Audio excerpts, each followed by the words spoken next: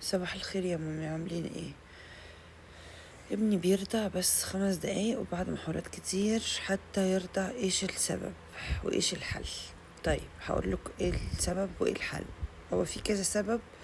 شوفي يا مامي، انهي سبب فيهم يرجح ان هو سبب اللي عند ابنك وهيكون وعالجيه يعني، وهو بعد كده الامور هتتظبط. طيب اول حاجه هي تدفق الحليب. يا اما الحليب بينزل بسرعه قوي فالبيبي بيشرق ويتضايق من سرعه الحليب، او انه الحليب بيبقى الام ما عملتش تحفيز كافي للثدي قبل ما تبتدي ترضع، فينزل حليب قليل في الاول فالبيبي يزهق ويتضايق ويروح ينام. ده اول سبب. تاني سبب هيكون يا اما ارتجاع او مغص، وفي الحالتين البيبي بيبقى متألم ومتضايق ومش قادر يرضع، مش قادر يكمل الرضاعة، فبياخد شوية لانه جعان وبعدين يروح يوقف رضاعة.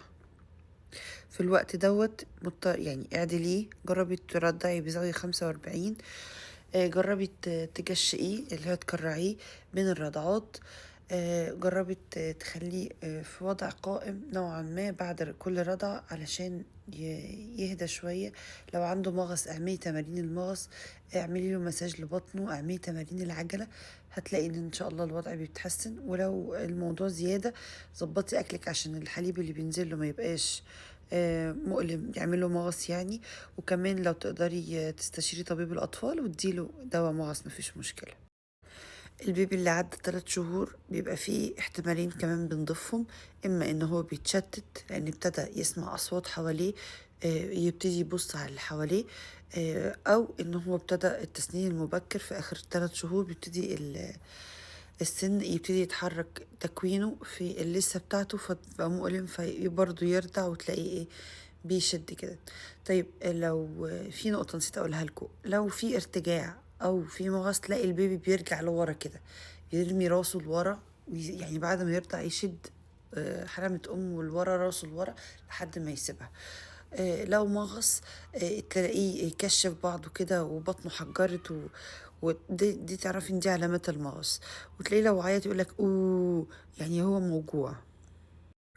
طبعا لو مش منضفة مناخيره او عنده اي شوية بلغم كده نازلين في اخر مناخيره او على صدره، الموضوع ده بيخنقه فما بيقدرش يرضع كويس. طيب نعمل ايه؟ ننضف مناخيره كويس قبل الرضاعة. لو قدرنا نغسل مناخيره يبقى تمام جدا. وزي ما قلت برضو من ضمن الحلول ان احنا نرضعه بزاوية 45، او اللي هو الوضع الكوالا اللي هو اكنه قاعد على رجليك وبيرضع.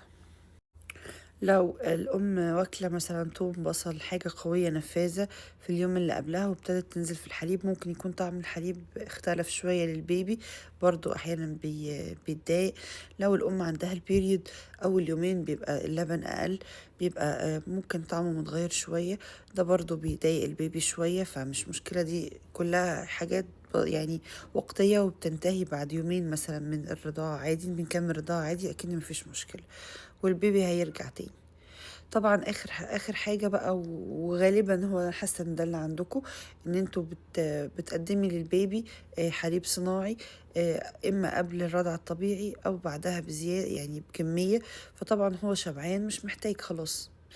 فلو في كده يفضل نقدم رضع صناعي مثلا لو مضطرين نقدمها او لازم نقدمها بعد عرض الرضاعة الطبيعية بعد ما البيبي يرضع بفترة ونحس انه ابتدى يشبع. عايزة تقدميها قدميها.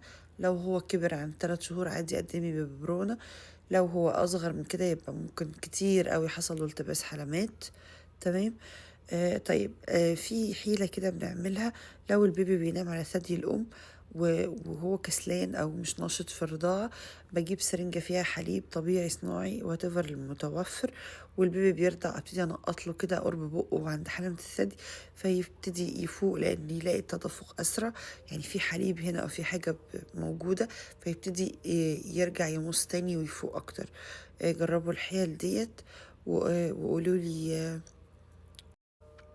لي في التعليقات ايه اكتر سبب ممكن يكون عند البيبي اللي بيرفض الرضاعة كأم عندها التجربة ديت. وما تنسوش تتابعوني ومع السلامة.